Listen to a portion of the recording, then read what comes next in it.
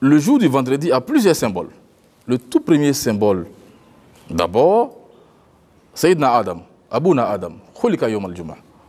Notre Père, hein, la première créature humaine, Sayyidina Adam alayhi salam, a été créé, conçu par Allah subhanahu wa ta'ala, et la vie lui a été insufflée. Quand? C'était fait un jour de vendredi. Et ensuite, il a été introduit au paradis, dans les jardins d'Éden, comme on le dit, Fi Jannat al-Aden. Et un jour de vendredi, Juma. Ça fait deux symboliques.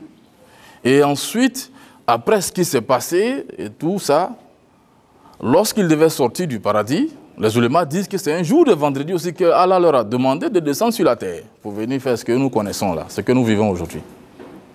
Et en plus de cela, la prière que nous célébrons se fait Juma. Et le jour du jugement dernier, le jour de la trompette, la dernière minute va se faire dans un jour de Juma. C'est ce que les ulémas ont pu nous transmettre. On retient simplement que le jour de vendredi est un jour très important. Très important. C'est ce jour-là que les fidèles musulmans se retrouvent à la mosquée. Effectivement. Pour invoquer Allah subhanahu wa ta'ala.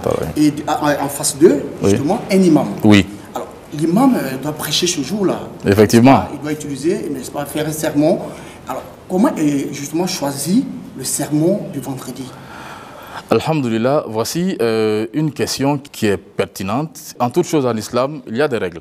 La plus grande importance même du jour de Juma que nous vivons, c'est la khutbah, en arabe, le sermon. Parce que la prière de Juma est composée de deux éléments. Il y a d'abord la khutbah, qui est le sermon, suivi juste après de deux rakats. Ces deux éléments-là ne sont pas dissociables. Obligatoirement, l'imam doit faire un sermon, et ensuite il doit faire suivre ça de deux rakats. Maintenant, le sermon, comment est-ce que l'imam fait?